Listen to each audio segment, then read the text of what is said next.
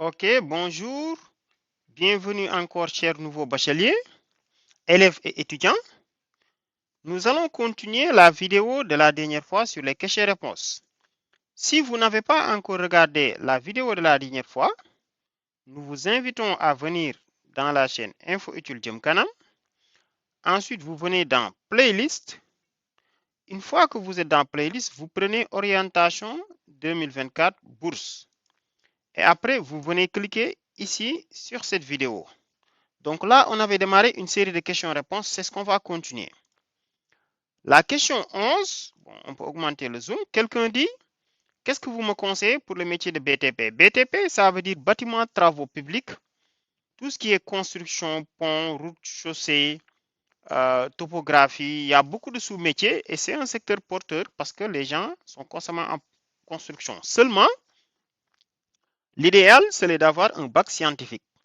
Maintenant, il y a des écoles qui vous forment si vous n'avez pas le bac scientifique, mais les concours publics, les formations publiques, il faut un bac scientifique. Et parmi les meilleurs même, parce qu'il y a beaucoup de maths et de sciences physiques et de sciences de la vie et de la terre, surtout mathématiques et sciences physiques.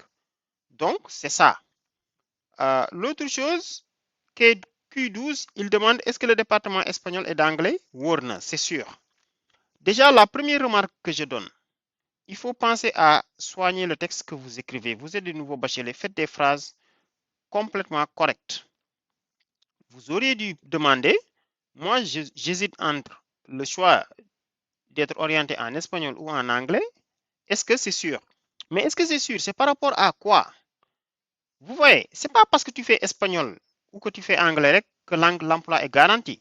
Moi, je peux dire aujourd'hui que le secteur BTP est beaucoup plus porteur que le secteur espagnol pour ceux qui partent faire des études en espagnol. Mais ça ne veut pas dire que tu vas trouver le premier un emploi que celui qui fait espagnol.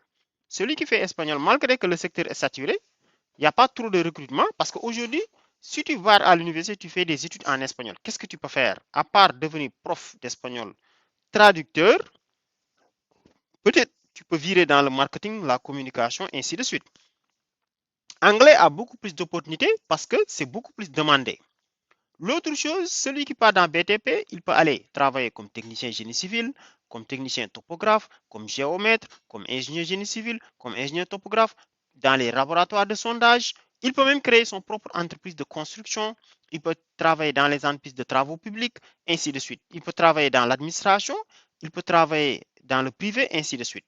Mais attention, ce n'est pas parce que tel a pris telle filière qu'il va trouver beaucoup plus d'opportunités que toi. Autre chose, il n'y a pas que la voie d'aller chercher du travail. Vous pouvez créer votre propre entreprise. Maintenant, je reviendrai au conseil que je donnerai. Pour ceux qui sont dans des filières saturées, lui, il dit, j'aimerais savoir s'il y a une différence entre comptabilité et finance. Je pense avoir déjà répondu à cette question. Mais là, le conseil que je vous donne, vous-même, allez dans Google et vous tapez différence entre comptabilité et finance. Ayez l'habitude de faire des recherches et d'être un peu autonome. Je ne veux pas que vous dépendiez 100% de moi. Vous êtes nouveau bachelier. Le téléphone ne sert pas à perdre du temps. Non, non, laissez les TikTok, les Snapchat et autres et allez vous documenter. Regardez, là, il vous dit que la comptabilité s'occupe de ce qui est déjà passé, alors que les finances consistent à ce qui va venir. Je m'explique. Aujourd'hui, si on a notre papa qui a une quincaillerie, la comptabilité, c'est ce qui est déjà passé. Combien de gens ont acheté, qui a acheté, il a payé quelle facture, qu'est-ce qu'on a acheté au niveau des fournisseurs, ainsi de suite. Alors que les finances, c'est les prévisions. Le papa peut se dire que l'année passée, en faisant ma comptabilité, j'ai vu que j'ai fait 1 million de chiffre d'affaires. L'année prochaine, je veux faire 2 millions de chiffre d'affaires. Pour faire 2 millions de chiffre d'affaires, il me faut au moins vendre tel produit, tel produit, tel produit. À chaque mois, je vends telle chose. Là, vous voyez. Donc, comptabilité, finance. Quelle est la différence? Une autre différence, comme vous voyez, il dit la comptabilité est un domaine restreint qui se concentre sur les processus professionnels de gestion de chiffres et de comptes, tandis que la finance utilise les mêmes informations pour analyser les modèles de croissance potentielle. Aujourd'hui, si tu veux lancer ton entreprise, d'accord, la comptabilité n'est pas à négliger, mais il faut beaucoup faire de finance. Donc là, on ne peut pas, on ne peut pas, on ne peut pas dire que tel secteur est beaucoup mieux que tel secteur. OK? OK, on continue. Question 14. Que pensez-vous de maths? Maths, ça veut dire mathématiques appliquées aux sciences sociales. C'est une formation qui n'est pas mal, qui donne beaucoup de débouchés.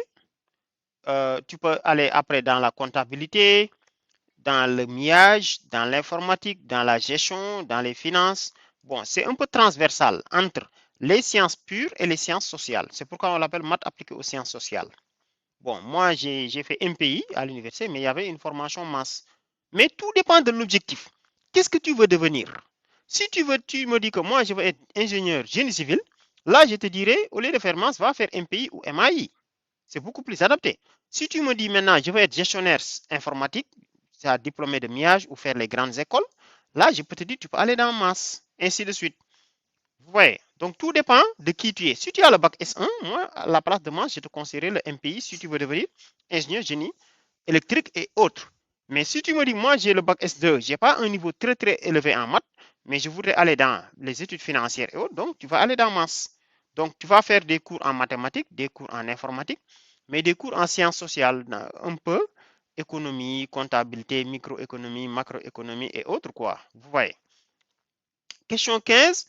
Je voulais savoir, est-ce que les ISEP, à part les inscriptions, on paye chaque mois? Oui, les ISEP, chaque mois, vous payez.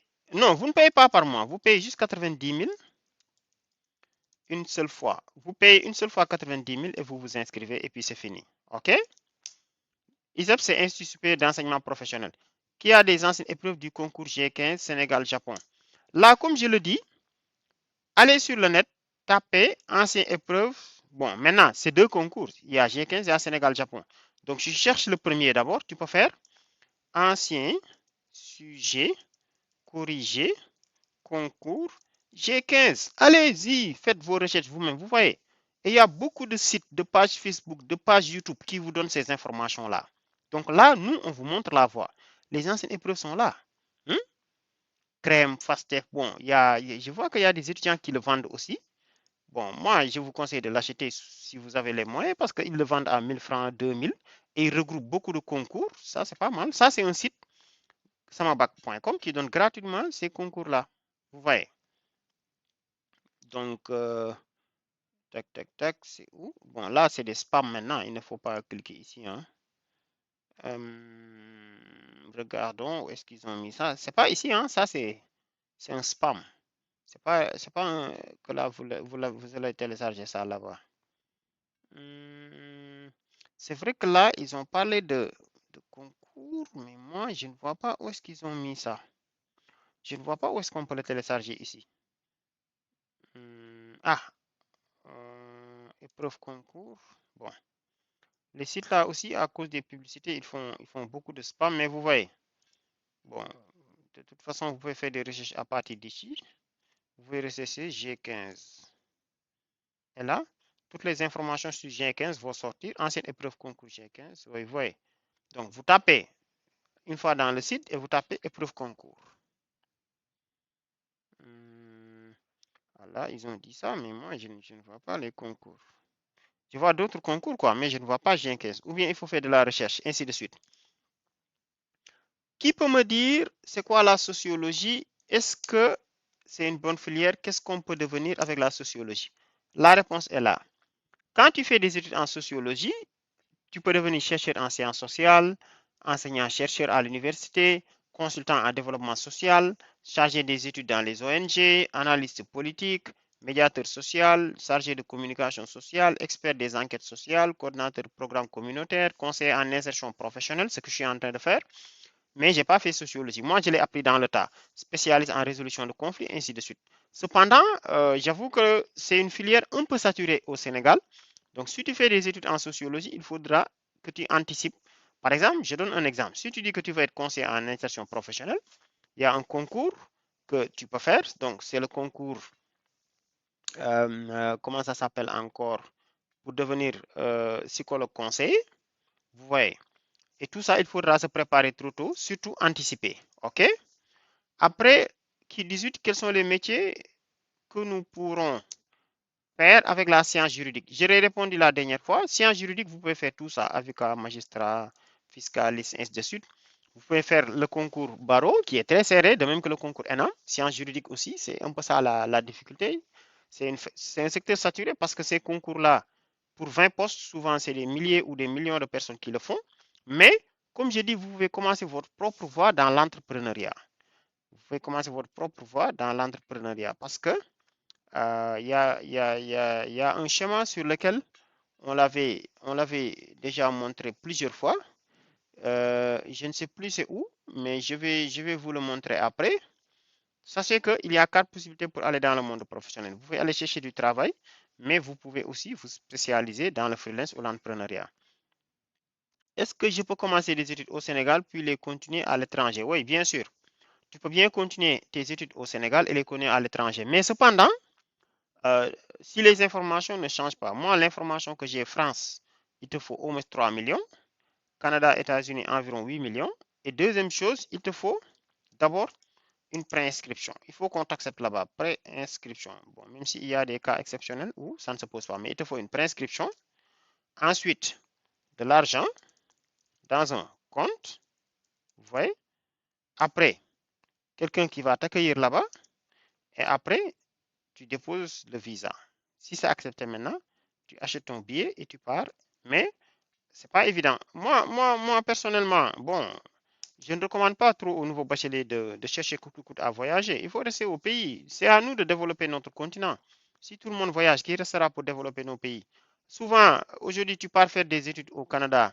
Les 3 ans, 8 fois 4, 8 fois 3, c'est presque 30 millions. Ces 30 millions, tu l'investis dans une entreprise au Sénégal, tu vas créer de la richesse, tu vas payer des impôts et tu vas te développer.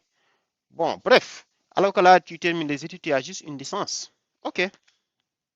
Mais l'autre chose que j'ai remarqué aussi, c'est qu'on te rétrograde. Rétrograde. C'est-à-dire, quand tu obtiens ton L1, licence 1 au Sénégal et que tu pars en France ou au Canada, le plus souvent, ils te font reprendre la licence 1.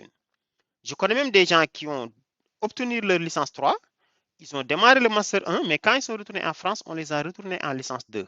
Certains pays, ils te font faire des tests et après, ils te rétrogradent par rapport à ça. Je connais des gens qui ont leur master 2 ou le diplôme d'ingénieur ici.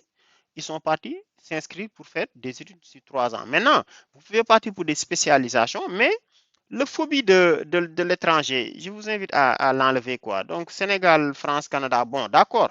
Ils ont des universités qui sont meilleures qu'ici, mais toutes les universités de la France ne sont pas meilleures que toutes les universités du Sénégal. Il y a des universités du Sénégal qui sont meilleures que des universités qui sont en France. Oui, je sais bien ce que j'ai dit. Moi qui vous parle, j'ai fait toutes mes études ici au Sénégal, à l'université Gaston Berger. Bon, après maintenant, vous pouvez voyager après la licence aussi, après la maîtrise, ou bien quand vous terminez vos études. Moi, j'ai un promotionnaire. Il a fait toutes ses études au Sénégal. Il a commencé à travailler ici. Je pense qu'il a travaillé 7 ans, 8 ans avant d'aller en France. Vous voyez, et là, tu pars tranquillement, avec moins de stress, avec beaucoup plus de garantie. Tu as même l'emploi avant d'aller là-bas. Donc, globalement, c'est les questions que je voulais répondre. Donc, la prochaine vidéo maintenant, ce sera sur Campusen.